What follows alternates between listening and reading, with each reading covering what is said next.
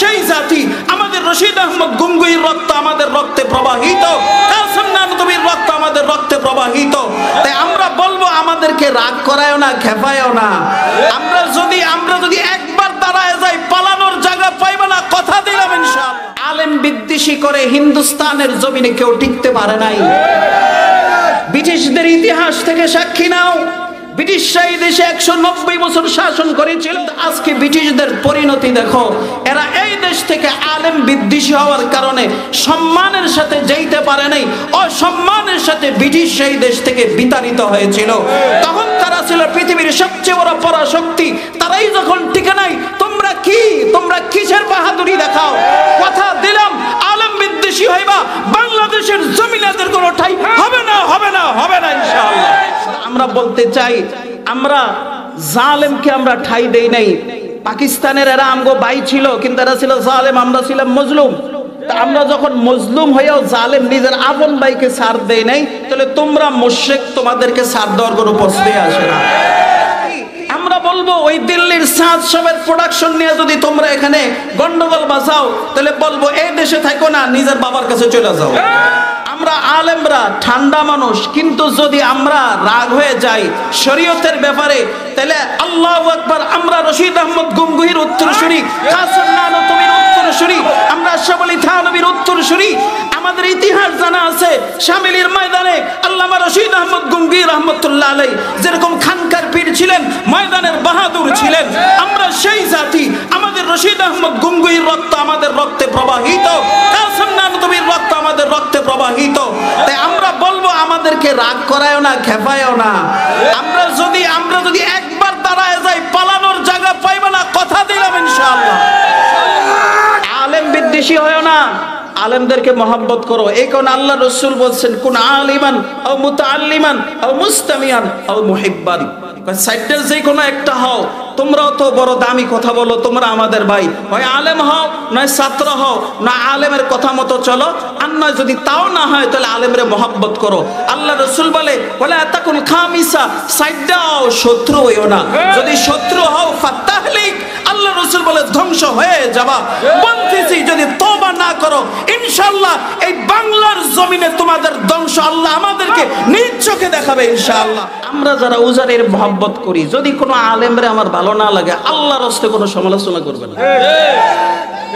যদি কোনো উজানির মুহিব্বিন হয়ে যদি আপনার মহব্বত নাও লাগবে, যদি সমালোচনা করেন, আপনি উজানির পরিচয় দিয়েন না। ওলামায়ে হক্কানি কাকে বলে আর ওলামায়ে সু কাকে বলে? ওলামায়ে হক্কানি যে দ্বীনের প্রচার করবে আল্লাহর সন্তুষ্টির জন্য, দুনিয়া উদ্দেশ্য না। আর ওলামায়ে সু হলো যে দ্বীনের প্রচার করবে আল্লাহর সন্তুষ্টির জন্য না, দুনিয়া কামানোর জন্য। আপনি দেখবেন যে যিনি প্রকৃত আলেম, তার কোরআন তেলাওয়াতটা সহি কিনা, তার কোরআন তেলাওয়াতটা কি কিনা। যদি কোরআন তেলাওয়াত সহি হয়, তিনি সহিভাবে মানুষকে পড়ে শোনাইতে পারেন, তাহলে মনে করবেন হক্কানি আলেমের 1 নম্বর দলিল। কয় নম্বর দলিল? 1 নম্বর। 2 হলো দেখবেন আত্মশুদ্ধি মানে খেয়াল করেন, মানুষ গুনাহ করতে করতে অন্তরে কালো দাগ পড়ে যায়, এখন এটাকে ধুইয়া পরিষ্কার করতে হয়। তো এখন ধুইয়া পরিষ্কার হয় কেমনে?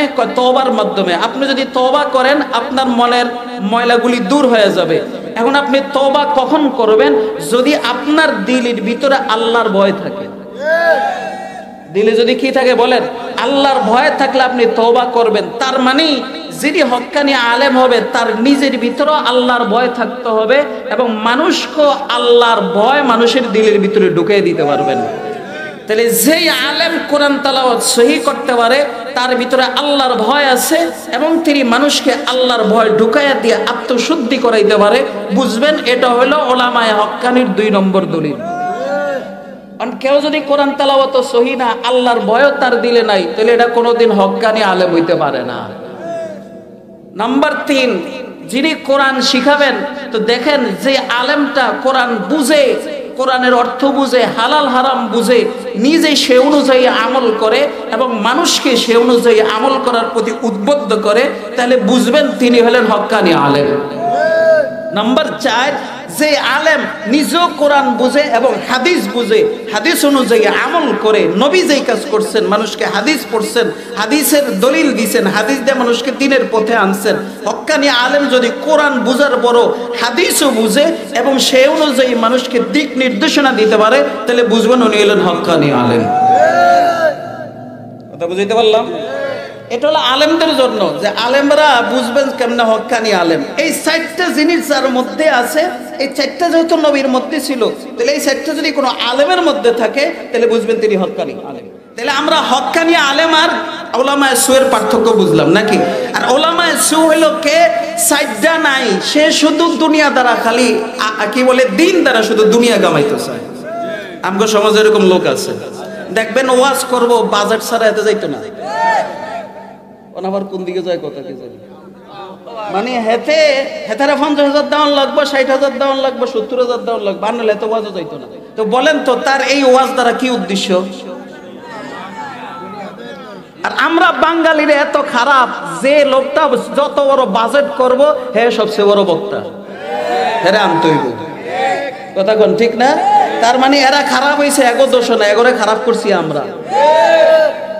এরা তো দিন দ্বারা দুনিয়া কামাইতেছে, আর এই সুযোগটা আমরা করে দিতেছি কেন? এরা না লিখি আগে ওলামায়ে কেরাম মাহফিল করে নাই, মানুষ হেদায়েত পায় নাই, এরা আনতে হবে কিল লেগে, এই বাজেটি বক্তারে কিল লেগে আনতে হবে। সে তো দিন দিয়া সে দুনিয়া কামাইতেছে, দিন দ্বারা সে দুনিয়া কামাইতেছে। এই জন্য আল্লাহর রাস্তে এগুলি বুঝেন, যে ব্যক্তি দিন দ্বারা দুনিয়া মাকসাদ হয়, মনে করবেন সে কোনোদিন হক্কানি আলেম হইতে পারে। আল্লাহ আমাদেরকে বুঝার তৌফিক দান করুন। এখন আসেন সর্বশেষ কথা, আলেমদের ইজ্জত করতে হবে কেন? কারণটা কি? যদি হক্কানি আলেম হয়, তাকে আমি ইজ্জত করব, করলে কি লাভ, না করলে কি ক্ষতি, এটা বুঝেন। যে ব্যক্তি আলেমের ইজ্জত করবে, সে ঈমান নিয়ে কবরে যাবে। আর যে আলেমের ইজ্জত করবে না, আলেমের সাথে শত্রুতামি করবে, সে বেঈমান হয়ে কবরে যাবে। এই আসিয়ার সে একজন নবীরে ভালোবাসে দেখায় তার খাতমা বিল খায়ে রইছে, কিন্তু ফেরাউনে কইছে আমার ভালো লাগে নাই, এই কোন আল্লাহ তাআলা সে শেষ বয়সে ঈমান আনতে চাইলো, আল্লাহ তার ঈমান কবুল করে নাই। কেন? একজন ছিল আলেমের ওই নবীর মুহাব্বতওয়ালা, আর একজন ছিল নবী বিদ্বেষী। নবী বিদ্বেষী হইলে যেরকম বেঈমান হইয়া কবরে যায়, মুহাব্বত হইলে ঈমান হইয়া ঈমান লইয়া কবরে যায়, ঠিক আলেমরাও তো নবীর ওয়ারিস।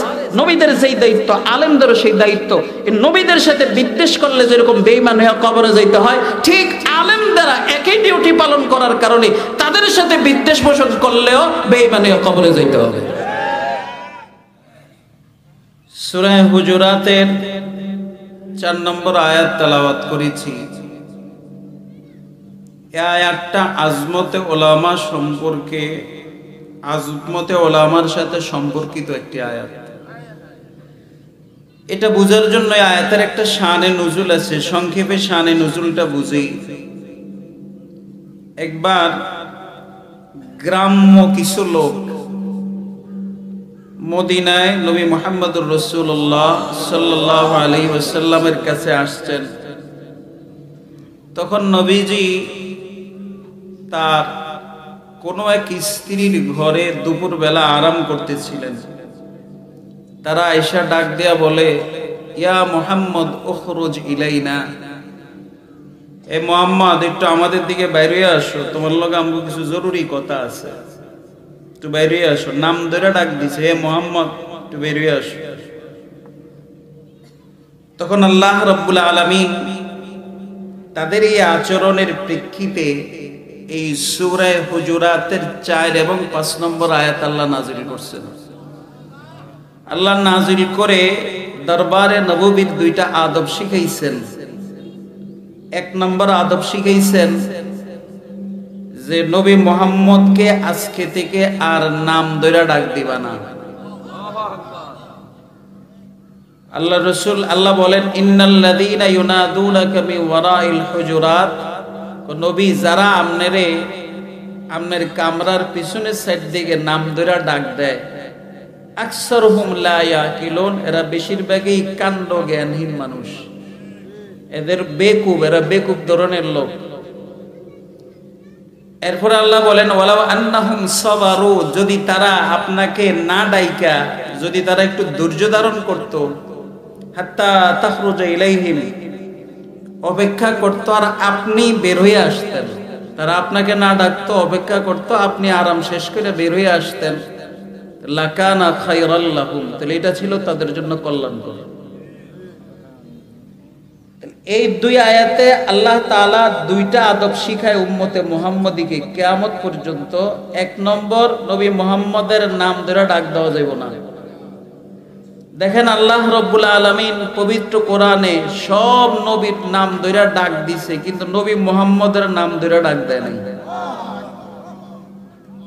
নবীর সিফাতি নাম আনছেন, ইয়া আইয়ুহান নবী এটা বলছেন, ইয়া আইয়ুহার রাসূল এগুলি বলছেন, ইয়া আইয়ুহাল মুজাম্মিল এগুলি বলেছেন, কিন্তু ইয়া মুহাম্মদ এক জায়গায় আল্লাহ বলেন নাই। কিন্তু অন্য জায়গায় ইয়া নূহ বলেছেন, ইয়া মূসা বলেছেন, বিভিন্ন নবী ইয়া আদম উসকুন আনতা ওয়া যাওজুকাল জান্নাহ আল্লাহ নাম নিছেন, কিন্তু নবী মুহাম্মদের কি নেন নাই। কেন নেন নাই? এটা নবীর আজমত বোঝানোর জন্য, যে আমি আল্লাহ যখন নবীকে এত মহব্বত করি যে তার নাম ধরে আমি ডাক দেই না, তাহলে আমি আল্লাহই যখন ডাক দেই না, তাহলে তোমরা কেমনে ডাক দাও? তাহলে এই একটা আদব শিখাইছে 4 নম্বর আয়াতে, যে নবীর নাম ধরে ডাক দাও যাইব না।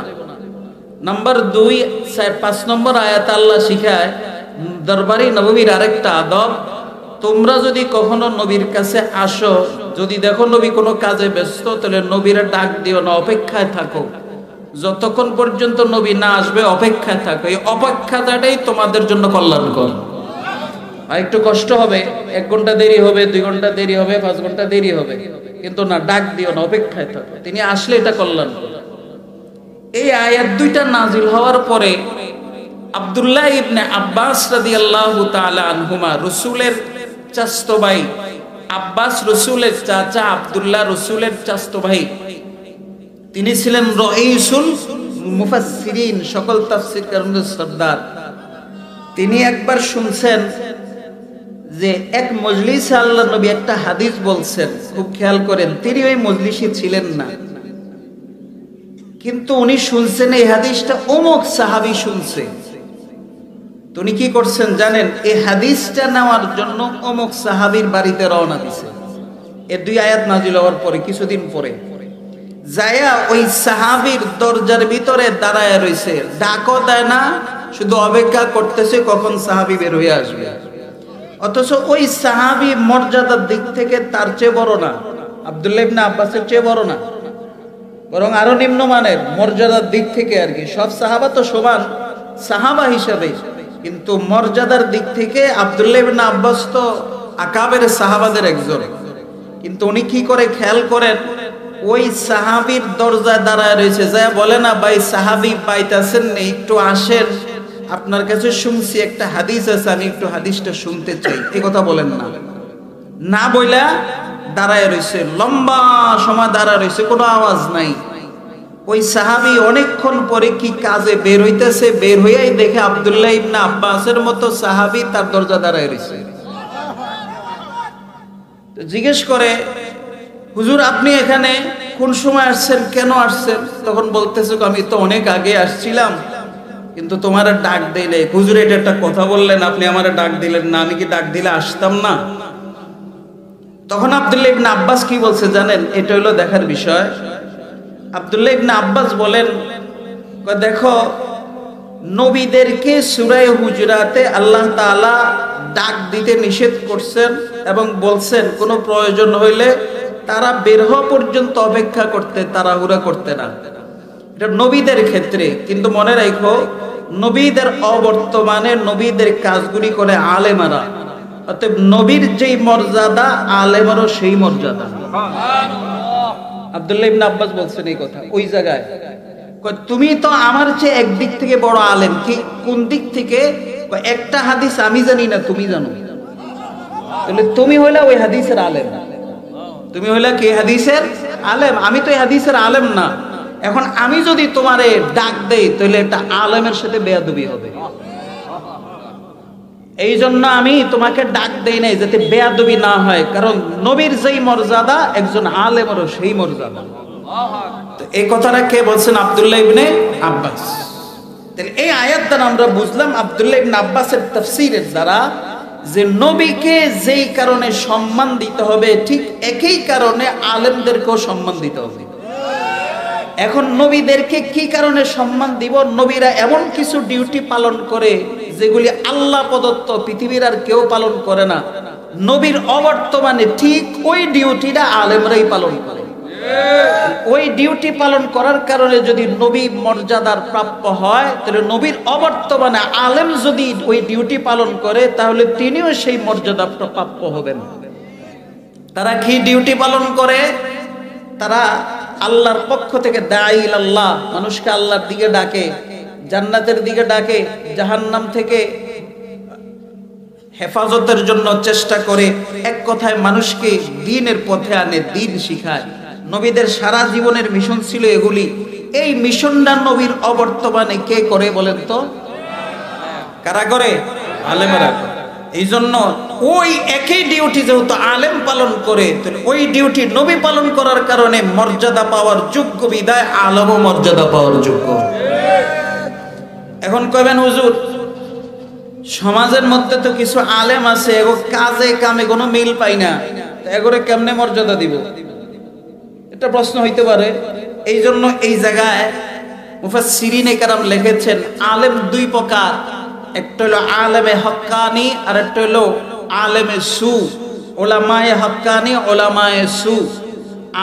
ওলামায়ে হক্কানি মানে হলো সত্যিকার অর্থে আলেম। ওলামায়ে হক্কানি মানে কি বলেন তো? সত্যিকার অর্থে আলেম। আর ওলামায়ে সু মানে সত্যিকার অর্থে আলেম না, তারা কোরআনের কথাই বলবে, হাদিসের কথাই বলবে, দ্বীনের কথাই বলবে, কিন্তু ওই হাদিস কোরআনের দ্বীনের কথার দ্বারা দ্বীন উদ্দেশ্য না, আল্লাহকে সন্তুষ্ট করা উদ্দেশ্য না, উদ্দেশ্য হবে দুনিয়া। উদ্দেশ্য হবে কি বলেন তো? আর যারা সত্যিকারের আলেম হয় তারা আল্লাহর কথা বলে, রসুলের কথা বলে, দ্বীনের কথা বলে, শরীয়তের কথা বলে, এটার দ্বারা উদ্দেশ্য হলো আল্লাহর সন্তুষ্টি। এখানে তারা দুনিয়া কোনো উদ্দেশ্য থাকে না। এই যাদের দুনিয়া উদ্দেশ্য থাকে না দ্বীনের দ্বারা, তারা হলো হক্কানি আলেম। আর যারা দ্বীনের দ্বারা দুনিয়া কামানো উদ্দেশ্য, তারা হক্কানি আলেম না, তারা হলো ওলামায়ে সু। তারা কি? ওলামায়ে সু। এখন আসেন হুজুর, তাহলে আমি এটা বুঝলাম ওলামায়ে হক্কানি কাকে বলে আর ওলামায়ে সু কাকে বলে। ওলামায়ে হক্কানি যে দ্বীনের প্রচার করবে আল্লাহর সন্তুষ্টির জন্য, দুনিয়া উদ্দেশ্য না। আর ওলামায়ে সু হলো যে দ্বীনের প্রচার করবে আল্লাহর সন্তুষ্টির জন্য না, দুনিয়া কামানোর জন্য। কথা বুঝাইতে পারলাম? এলো ওলামায়ে সু। হুজুর এখন আমি কেমনে বুঝবো? এটা বুঝেন, এটা বুঝা তারপরে ইজ্জত দিবেন। ওলামায়ে হক্কানির পরিচয় দুইটা, একটা হলো আলেমদের জন্য আর একটা হলো সাধারণ মানুষদের জন্য। আলেমরাও বুঝবেন, সাধারণ মানুষরাও বুঝবেন। আলেমদের জন্য ওলামায়ে হক্কানির পরিচয় এটা একরকম, আর সাধারণ মানুষ এদের জন্য ওলামায়ে হক্কানির পরিচয় আরেকটা বিষয়। আলেমদের জন্য ওলামায়ে হক্কানির পরিচয় কি? আল্লাহ রাব্বুল আলামিন পবিত্র কোরআনে সূরা জুমার ভিতরে নবী মুহাম্মদ সাল্লাল্লাহু আলাইহি ওয়াসাল্লামকে পৃথিবীতে পাঠানোর চারটা মাকসাদ বয়ান করছেন। কয়টা? হুয়াল্লাযী বাআসা ফিল উম্মিয়িনা রাসূলাম মিনহুম ইয়াতলু আলাইহিম আয়াতি। রাসূলকে পাঠাইছে চারটা মাকসাদে, তার মধ্যে এক নম্বর মাকসাদ হলো তিনি উম্মতকে কোরআনটাকে সহি শুদ্ধভাবে তেলাওয়াত করে শোনাবেন। এটা হলো এক নম্বর মাকসাদ। কয় নম্বর? নম্বর 2 ওয়া ইউযাক্কিহিম। নম্বর 2 হলো মন গুনাহ করতে করতে কুলুষিত হয়ে যায়, ময়লাযুক্ত হয়ে যায়। তার 2 নম্বর ডিউটি হলো উম্মতকে তার মনটাকে ময়লা মুক্ত কইরা তাকে আল্লাহর পথে উঠায় দিবেন। এটা হলো কত নম্বর কাজ? নাম্বার 3 ওয়া ইউআল্লিমুহুমুল কিতাবা ওয়াল হিকমা। 3 নম্বর নবীর কাজ হলো যিনি উম্মতকে কোরআন শিখাবেন। কি শিখাবেন? প্রথমটা ছিল কোরআন তেলাওয়াত করবেন, 3 নম্বরটা হলো কোরআন শিখাবেন। পার্থক্য আছে কিন্তু সময় কম, আমি পার্থক্যটা বুঝাই দিতাম। কোরআন শেখানো মানে কোরআনের মাসলা মাসাইল শেখানো, কোরআনের মধ্যে কোনটা হারাম, কোনটা হালাল, কোনটা জায়েজ, কোনটা না জায়েজ, এই পুরা কোরআনকে শিক্ষা দেওয়া, এটা হলো নবীর 3 নম্বর কাজ। 4 নম্বর কাজ ওয়াল হিকমা। হিকমার এক অর্থ লিখেছেন ওলামায়ে কেরাম, হাদিস শিখাবেন। কি শিখাবেন বলেন তো? তার মানে নবীর কাজ তিনটা। 1 নম্বর সহিভাবে কোরআন তেলাওয়াত করা, 2 নম্বর মানুষের আত্মশুদ্ধি করা, 3 নম্বর কোরআন শিখানো, 4 নম্বর হাদিস শিখানো। তাহলে এই 4 ডিউটি যিনি সহিভাবে পালন করবেন তিনি হলেন উলামাদের প্রকৃত ওয়ারিস। কথা বুঝাইতে পারলাম? এই 4 ডিউটি কার? নবীর না? নবীর অবর্তমানে যিনি এই 4 ডিউটি পালন করবেন তিনি হলেন প্রকৃত অর্থে নবীর ওয়ারিস। এখন আপনি দেখবেন, আপনি আলেম, আপনি দেখবেন যে যিনি প্রকৃত আলেম তার কোরআন তেলাওয়াতটা সহি কিনা, তার কোরআন তেলাওয়াতটা কি কিনা। যদি কোরআন তেলাওয়াত সহি হয়, তিনি সহিভাবে মানুষকে পড়ে শোনাইতে পারেন, তাহলে মনে করবেন হক্কানি আলেমের 1 নম্বর দলিল। কয় নম্বর দলিল? 1 নম্বর। 2 হলো দেখবেন আত্মশুদ্ধি। আত্মশুদ্ধি মানে খেয়াল করেন, মানুষ গুনাহ করতে করতে অন্তরে কালো দাগ পড়ে যায়, এখন এটাকে ধুইয়া পরিষ্কার করতে হয়। তো এখন ধুইয়া পরিষ্কার হয় কেমনে? তওবার মাধ্যমে। আপনি যদি তওবা করেন আপনার মনের ময়লাগুলি দূর হয়ে যাবে। এখন আপনি তওবা কখন করবেন? যদি আপনার দিলের ভিতরে আল্লাহর ভয় থাকে। দিলে যদি কি থাকে বলেন? আল্লাহর ভয় থাকলে আপনি তওবা করবেন। তার মানে যিনি হক্কানি আলেম হবে তার নিজের ভিতরেও আল্লাহর ভয় থাকতে হবে এবং মানুষকে আল্লাহর ভয় মানুষের দিলের ভিতরে ঢুকিয়ে দিতে পারবেন। তাহলে যেই আলেম কোরআন তেলাওয়াত সহি করতে পারে তার ভিতরে আল্লাহর ভয় আছে এবং তিনি মানুষকে আল্লাহর ভয় ঢুকাইয়া দিয়ে আত্মশুদ্ধি করাইতে পারে, বুঝবেন এটা হলো উলামায়ে হক্কানির 2 নম্বর দলিল। কেউ যদি কোরআন তেলাওয়াত সহি না, আল্লাহর ভয়ও তার দিলে নাই, তাহলে এটা কোনোদিন হক্কানি আলেম হইতে পারে না। নাম্বার 3, যিনি কোরআন শিখাবেন, তো দেখেন যে আলেমটা কোরআন বুঝে, কোরআনের অর্থ বুঝে, হালাল হারাম বুঝে, নিজে সে অনুযায়ী আমল করে এবং মানুষকে সে অনুযায়ী আমল করার প্রতি উদ্বুদ্ধ করে, তাহলে বুঝবেন তিনি হলেন হক্কানি আলেম। নাম্বার 4, যে আলেম নিজেও কোরআন বুঝে এবং হাদিস বুঝে, হাদিস অনুযায়ী আমল করে, নবী যেই কাজ করছেন, মানুষকে হাদিস পড়ছেন, হাদিসের দলিল দিছেন, হাদিস দিয়ে মানুষকে দ্বীনের পথে আনছেন। হক্কানি আলেম যদি কোরআন বুঝার পরও হাদিসও বুঝে এবং সেই অনুযায়ী মানুষকে দিক নির্দেশনা দিতে পারে, তাহলে বুঝবেন উনি হলেন হক্কানি আলেম। কথা বুঝতে পারলাম?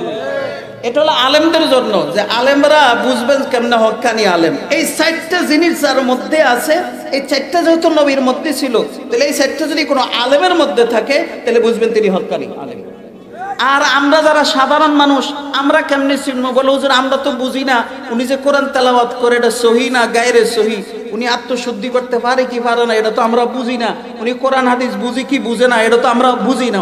আমরা সাধারণভাবে কেমনে বুঝবো যে উনি একজন হক্কানি পীর? তো এটার জন্য মুফাসসিরিনে কেরাম লিখেছেন, তুমি যেভাবে ডাক্তার চিনো ঠিক সেভাবে তুমি হক্কানি আলেম চিনো। আচ্ছা, ডাক্তার কেমনে চিনে? একজন মূর্খ মানুষ কিচ্ছু জানে না, এখন ধরেন হ্যাঁ একটা বিশাল বড় রোগ হয়ে গেছে, তো এখন হ্যাঁ কি ডাক্তারের কাছে যায় না? যায়। তো ডাক্তারের কাছে কোন ডাক্তারের কাছে যায়? কি খারাপ ডাক্তারের কাছে যায় না ভালো ডাক্তারের কাছে যায়? একজন মূর্খ মানুষও বালা ডাক্তার খুঁজা বালা ডাক্তারের কাছে যায়। কেমনে যায়? হ্যার নিয়ম কি? হ্যাঁ দেখে যে কোন ডাক্তারের দ্বারা রোগী ভালো হইছে। ধরেন হ্যার কোনো ডিগ্রি নাই, কিচ্ছু নাই, হ্যাঁ এলাকায় খবর লয় যে কোন ডাক্তারটা ভালো, কেমনে ভালো, তো মানুষকে আরে অমুক ডাক্তারের কাছে যায়, যে এর কাছে যায় এর রোগ ভালো হয়ে যায়। তাহলে হ্যাঁ কেমনে চিনে? চিনইলে এমনি যে এই ডাক্তারটা বালা কিনলে গিয়া কয় যে যায় তার রোগ কি হয়ে যায়? ভালো হয়ে যায়। তাহলে হ্যাঁ যখন সাধারণ গতিতে এটা বুঝে যে এই ডাক্তারের কাছে গেলে রোগ ভালো হয়, এই যুক্তি দিয়া সে যেরকম ডাক্তার চিনে, ঠিক একই যুক্তি দিয়া তুমি চিনো যে কার কথার দ্বারা মানুষের হেদায়েত হয়। কথা বুঝতেছেন আপনারা আমার? কার কথার দ্বারা মানুষের, তোমার ওই হ্যাঁ কোরআন সহিভাবে জানলো কি জানলো না, হাদিস সহিভাবে জানলো কি জানলো না, আত্মশুদ্ধি করতে পারলো কি পারলো না, এই মাপকাঠি যেহেতু আমার মাঝে নাই, কিন্তু একটা মাপকাঠি আমি সাধারণ গতিতে বুঝি যে যে হের কাছে যায় ভালো হয়ে যায়, যে হের কাছে যায় আখিরাতের কথা মনে হয়, যে হের কাছে যায় মানুষ সঠিক পথে চলে, এটা তো বুঝি নাকি? সাধারণ গতিতে তো এটা বুঝি। তুমি এভাবে মাপ দাও, দেখো এই আলেমের দ্বারা দ্বীনের হেদায়েত হচ্ছে কিনা, মানুষ সহি পথে আসতেছে কিনা। যদি দেখো আসতেছে, মনে করে এলো হক্কানি আলেম। কথা ক্লিয়ার? আমগো ভিতরে কিছু মানুষ কয় হুজুর অমুকে তো আলেম অমুকে তো আলেম, আমরা দিয়ে পার্থক্য করতে পারি না। আমগরে এই প্রশ্নটি করে। তা আমি কই তুমি জমিনের ফর্সাটা কেমনে বুঝো? তুমি না মূর্খ? এই কথা কয় নাকি? দেখবেন মূর্খ মানুষ হেতে কয়ের নিচে ব দিতে পারে না, মাশাআল্লাহ ফর্সা আগা টো গোড়া সব বুঝে আছে কিনা। তার মাঝে তুমি চেষ্টা করলে বালা কোনটা খারাপ কোনটা এটা তুমি বুঝতে পারো। কারণ তুমি যে কও এরে চিনমু না এরে চিনমু এটা বুঝি এলো তোমার একটা গোরামি আর ফাইজলামি, এছাড়া আর কিচ্ছু না। কেউ যদি চেষ্টা করে যে আমি হক্কানি আলেম চিনবো, তুমি যদি দুনিয়া বুঝো তাহলে হক্কানি আলেমও তুমি বুঝবে। এই জন্য এই সমস্ত যুক্তি আমাদের সামনে দিও না। তাহলে আমরা হক্কানি আলেম আর ওলামায়ে সুয়ের পার্থক্য বুঝলাম নাকি? আর ওলামায়ে সু হলো কে? সাইডা নাই, সে শুধু দুনিয়া দ্বারা খালি কি বলে দিন দ্বারা শুধু দুনিয়া কামাইতে চায়। আমগো সমাজে এরকম লোক আছে, দেখবেন ওয়াজ করব বাজেট ছাড়া এতে যাইতো না। আবার কোন দিকে যায় কথা কি জানি, মানে হেতারা 50,000 দেওয়ান লাগবে, 60,000 দেওয়ান লাগবে, 70,000 দেওয়ান লাগবে, আর নাহলে এত ওয়াজও যাইতো না। তো বলেন তো তার এই ওয়াজ দ্বারা কি উদ্দেশ্য? আর আমরা বাঙালিরা এত খারাপ যে লোকটা যত বড় বাজেট করব হে সবচেয়ে বড় বক্তা, হেরে আনতে হইব। কথা কোন ঠিক না? তার মানে এরা খারাপ হয়েছে, এগো দোষ না, এগোরে খারাপ করছি আমরা। এরা তো দিন দ্বারা দুনিয়া কামাইতেছে আর এই সুযোগটা আমরা করে দিতেছি কেন? এরা না লিখি আগে ওলামায়ে কেরাম মাহফিল করে নাই, মানুষ হেদায়েত পায় নাই, এরা আনতে হইব কিল লেগে? এই বাজেটি বক্তারে কিল লেগে আনতে হবে? সে তো দিন দিয়া সে দুনিয়া কামাইতেছে, দিন দ্বারা সে দুনিয়া কামাইতেছে। এই জন্য আল্লাহর রাস্তে এগুলি বুঝেন, যে ব্যক্তি দিন দ্বারা দুনিয়া মাকসাদ হয় মনে করবেন সে কোনদিন হক্কানি আলেম হইতে পারে। আল্লাহ আমাদেরকে বুঝার তৌফিক দান করুন। এখন আসেন সর্বশেষ কথা, আলেমদের ইজ্জত করতে হবে কেন? কারণটা কি? যদি হক্কানি আলেম হয় তাকে আমি ইজ্জত করব, করলে কি লাভ না করলে কি ক্ষতি এটা বুঝেন। যে ব্যক্তি আলেমের ইজ্জত করবে সে ঈমান নিয়ে কবরে যাবে, আর যে আলেমের ইজ্জত করবে না, আলেমের সাথে শত্রুতামি করবে, সে বেঈমান হয়ে কবরে যাবে। প্রমাণ এই জিনিসটা বোঝানোর জন্য মুফাসসিরিনে কেরাম একটা ঘটনা আছে, আমরা প্রসিদ্ধ ঘটনা, এটা আমরা জানি। হযরত মুসা আলাইহিস সালাতু ওয়াস সালাম আর তার বিবি আসিয়া, কি ঘটনাটা কি খেয়াল করেন। যখন মুসা আলাইহিস সালাম সমুদ্রে ভাসতে ভাসতে আসিয়ার দরবারে আইলো, গাড়ে আইলো, আসিয়া তাকে উঠাইছে। উঠানোর পরে আসিয়ার কোনো সন্তান নাই, মায়া লাগছে, মহব্বত লাগছে। তো চিন্তা করলাম আমি এটার একটু পালি। তখন ফালতে হলো স্বামীর অনুমতি লাগবে, কারণ স্বামী কামাই করে, স্বামী বাদশাহ, হ্যাঁ যদি অনুমতি না দেয় তাহলে তো হইব না। তখন আসিয়া আলাইহিস সালাম এটাকে নিয়ে ফেরাউনের কাছে গেছে, যা বলে স্বামী গো আমগো তো কোনো সন্তান নাই, তা আমগো এই একটা সন্তান পাইছি, কইতে আইছে জানি না, এই সন্তানটা আমার একটু মহব্বত লাগছে, ভালো লাগছে। কি লাগছে বলেন তো? ভালো লাগছে আমার একটু, তার মহব্বত আমার দিলের ভিতরে ঢুকে গেছে, এখন আমনে অনুমতি দিলে এটারে লালন পালন করতে পারি।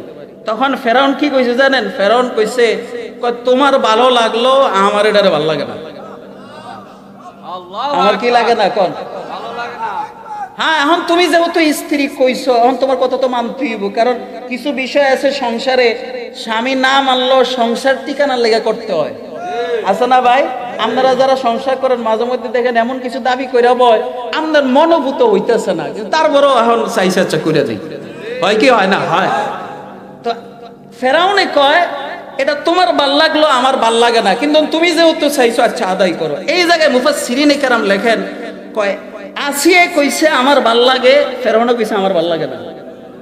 ফেরাউনে কইছে কি আমার, তুমি মহব্বত করতে পারো, আমি মহব্বত করতে পারি না। তো কি হইছে? মুফাসসিরিনে কেরাম বলেন এই আসিয়ার সে একজন নবীরে ভালোবাসে দেখায় তার খাতমা বিল খায়ের হইছে, কিন্তু ফেরাউনে কইছে আমার ভালো লাগে নাই, এই কোন আল্লাহ তাআলা সে শেষ বয়সে ঈমান আনতে চাইলো, আল্লাহ তার ঈমান কবুল করে নাই। কেন? একজন ছিল আলেমের ওই নবীর মুহাব্বতওয়ালা, আর একজন ছিল নবী বিদ্বেষী। নবী বিদ্বেষী হইলে যেরকম বেঈমান হইয়া কবরে যায়, মুহাব্বত হইলে ঈমান হইয়া ঈমান লইয়া কবরে যায়, ঠিক আলেমরাও তো নবীর ওয়ারিস, নবীদের যেই দায়িত্ব আলেমদেরও সেই দায়িত্ব। এই নবীদের সাথে বিদ্বেষ করলে যেরকম বেঈমান হইয়া কবরে যাইতে হয়, ঠিক আলেমদেরা একই ডিউটি পালন করার কারণে তাদের সাথে বিদ্বেষ পোষণ করলেও বেঈমান হইয়া কবরে যাইতে হবে। কথা ক্লিয়ার? হ্যাঁ, এই জন্য বিদ্বেষ করা যাবে না, আপনার ভালো লাগুক আর না লাগুক, কিন্তু কিছু বলা যাবে না, মনে থাকবো না ইনশাআল্লাহ। আমাদের সমাজে কিছু লোক আছে এরা এখন আলেম বিদ্বেষী হয়ে গেছে। কি হয়েছে না? আছে নি আলেম বিদ্বেষী বাংলাদেশে, কথা কয় না কেন? হ্যাঁ, এরা আলেম গো গায়ে হাত দিছে। শুধু কি আলেম বিদ্বেষী হয়েছে, আলেমদের গায়ে হাত দিছে। কথা কোন ঠিক না? মনে রাখবেন, আজকের এই সমাবেশ থেকে মেঘনার অবস্থার আমি জানি না কি অবস্থা, হয়তো আছে কিনা, আছে আসেন এরকম গ্রুপ। হ্যাঁ, আমি কথা দিলাম আলেম বিদ্বেষী করে হিন্দুস্তানের জমিনে কেউ টিকতে পারে নাই। ব্রিটিশদের ইতিহাস থেকে সাক্ষী নাও, ব্রিটিশরা এই দেশে 190 বছর শাসন করেছিল। এমন কোন গাছ ছিল না দিল্লি থেকে লাহোর পর্যন্ত প্রত্যেকটা গাছের ভিতরে আলেম ওলামাদেরকে ঝুলানো হয়েছিল, হত্যা করা হয়েছিল। কিন্তু আজকে ব্রিটিশদের পরিণতি দেখো, এরা এই দেশ থেকে আলেম বিদ্বেষী হওয়ার কারণে সম্মানের সাথে যেতে পারে নাই, অসম্মানের সাথে ব্রিটিশ এই দেশ থেকে বিতাড়িত হয়েছিল। তখন তারা ছিল পৃথিবীর সবচেয়ে বড় পরাশক্তি, তারাই যখন টিকে নাই, তোমরা কিসের বাহাদুরি দেখাও? কথা দিলাম আলেম বিদ্বেষী হইবা, বাংলাদেশের জমিনের কোনো ঠাই হবে না, হবে না, হবে না ইনশাআল্লাহ।